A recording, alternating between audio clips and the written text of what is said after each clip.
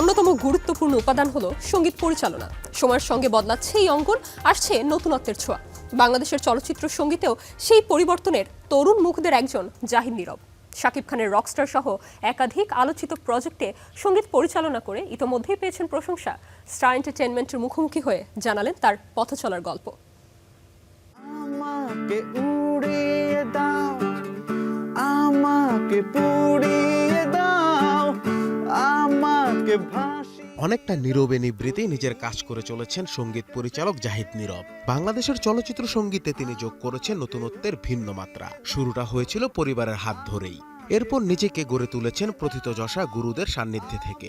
বর্তমানে আলোচনায় এসেছেন শাকিব খানের রকস্টার সিনেমার সঙ্গীত পরিচালনার মাধ্যমে, যেখানে দর্শক উপভোগ করবেন ভিন্ন ভিন্ন ঘরানার গান। কিছু নতুন জনরা যেগুলো আমরা এক্সপ্লোর করছি, সোল রক এমন কিছু গান আছে। তো আমরা ভার্সেটাইল, একই প্যাটার্নে সব রাখিনি। কারণ হয় কি, রকস্টার শুনেই হয়তো মানুষ ভাবতেছে যে সব রক গান থাকবে, সব না, এরকম না আসলে বিষয়টা।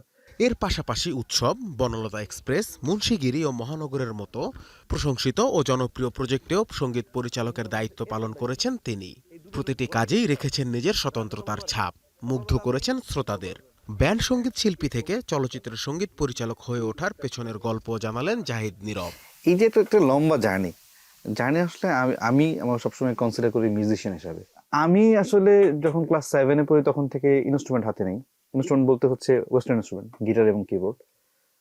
তো ক্লাস 9-10-এ থাকা অবস্থায় ফ্যামিলির প্রয়োজনে, মানে ফিনান্সিয়াল সাপোর্ট দেওয়ার জন্য আসলে ইনস্ট্রুমেন্ট প্লেয়ার হিসেবে শুরু করা। সঙ্গীত জগতে তার যাত্রা শুরু হয় get set rock reality show এর মাধ্যমে। এরপর যুক্ত হন দেশের জনপ্রিয় ব্যান্ড চিরকুটের সঙ্গে, যা তার সঙ্গীত ক্যারিয়ারকে আরো সমৃদ্ধ করে। পরবর্তীতে ব্যান্ড সঙ্গীত ছেড়ে চলচ্চিত্রের সঙ্গীতে পা রাখেন তিনি, আর সেখানেই এনে দেন নতুন ধারার আবহ। তবে এই পথ চলায় পেরোতে হয়েছে নানা চড়াই উতরাই। আমার প্রফেশন ছিল সেশন প্লেয়ার। আমরা অনেকে বলে খ্যাপ শিল্পী আর কি। বাবা আমাকে ডাকে হচ্ছে আয়নাবাজির গানে বাজানোর জন্য।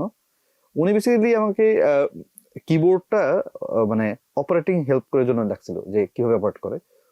সো আমি ওনাকে তখন বললাম যে ভাইয়া, আসলে কিবোর্ডের হারমোনিয়ামের চেয়ে লাইভ হারমোনিয়াম যদি বাজানো যায় সেটা খুব ইন্টারেস্টিং হবে। তখন বললো যে লাইভ হারমোনিয়াম কে বাজে, কই বাজে? আমি বাজাই, হারমোনিয়াম আছে আমার। আমি বাসা থেকে নিয়ে আসলাম হারমোনিয়াম এবং প্রথম আয়নাবাজির গানে বাজালাম। এরপর আমি আস্তে আস্তে চিরকুটের সাথে যুক্ত হলাম। এর পরের বছর চিরকুটের সাথে পার্মানেন্ট হলাম।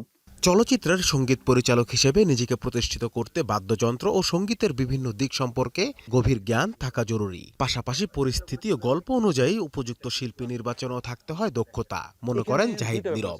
একটা ব্যাপার হচ্ছে গান কার গলায় স্যুট করবে, এর একটা ব্যাপার। তার কমার্শিয়াল ভ্যালু কি, সেটা একটা ইম্পর্টেন্ট বিষয়।